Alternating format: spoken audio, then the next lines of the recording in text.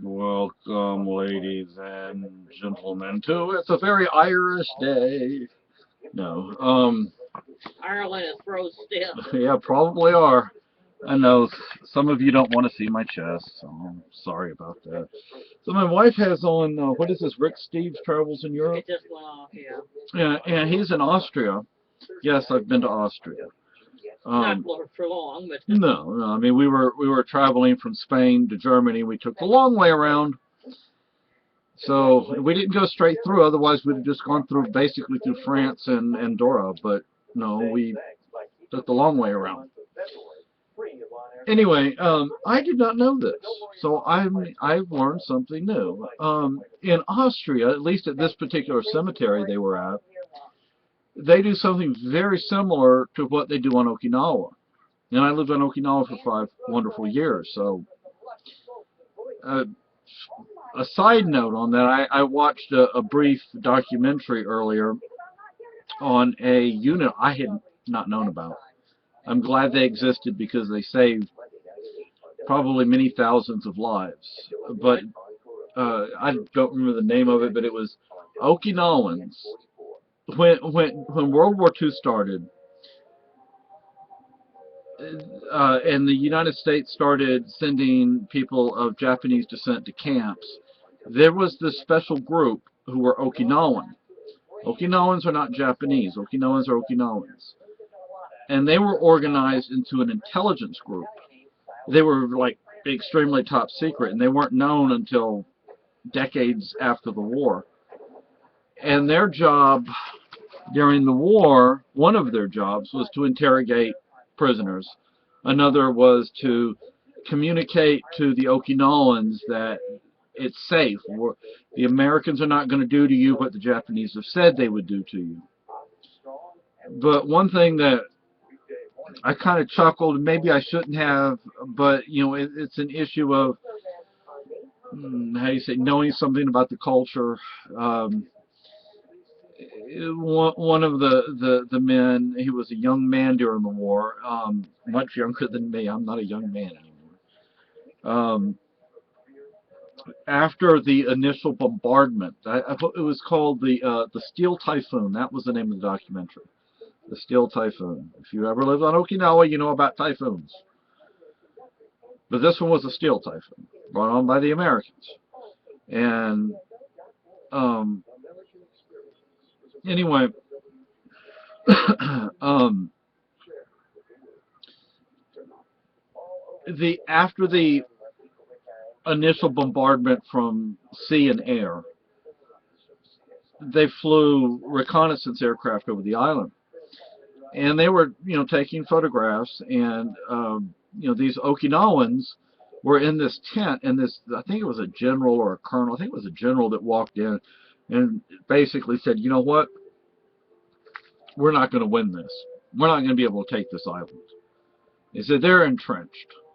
And this one guy, what are you talking about? Showed him the pictures.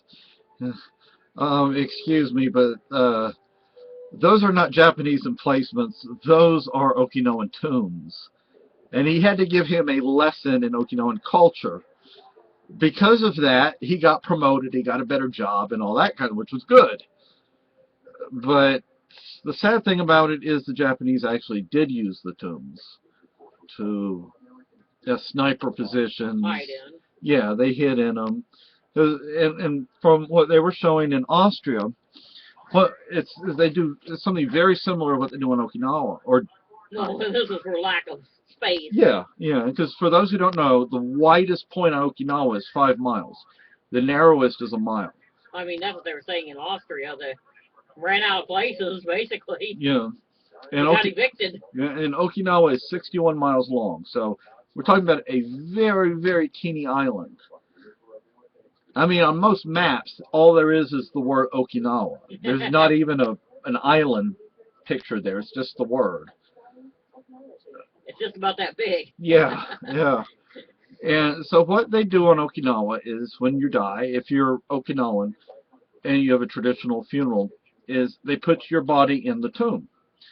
And approximately a year after the burial, they remove your bones, and they clean them up and everything, put them into like a pottery container, Urn. an urn, thank you, and they bury that behind the tomb.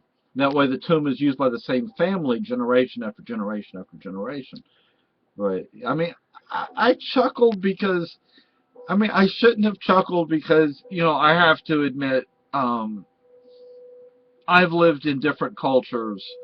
I know Paquito, I know a very little bit about a number of cultures. It's just, the general says, oh, we're never going to take this island. Look at all these placements the Japanese have. They're tombs, guy. But Well, it then, tells you something when the people are dying so fast they have to kick you out. yeah, yeah. And I've been to Austria, people, and I did not know that, at least in this one area of Austria, they do the same thing or something very similar. Did they put them in? Did they just bury the They said body? they stay about 12 years and they run out. They have to dig them up and put them in the back of the thing. And It's about 12 years. Okay, see, the time difference is the time is a little different, but it's the same concept because of space. I mean, Austria, I think, is quite a bit probably larger than Okinawa. rocky as hell. That's a good point too. Yeah. I mean, geez, the countries I've been to in Europe, I'm not sure I could even remember all of them.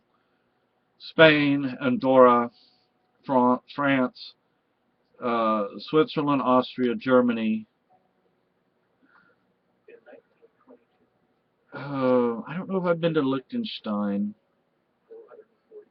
I know I have been. I have not been to San Marino. I have not been to Vatican, and I have not been to Monaco. Did we go to Monaco? We didn't go to Monaco.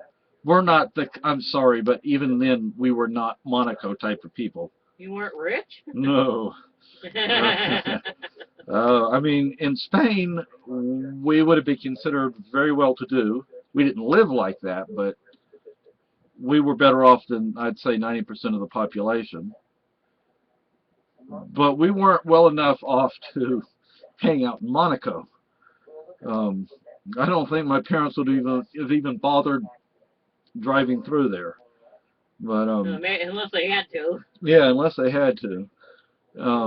But I just found that interesting that you have two countries on two different continents that have a similar practice, a similar burial practice, funeral rites or whatever. But anyway, and also this is something that I believed for a very, very long time.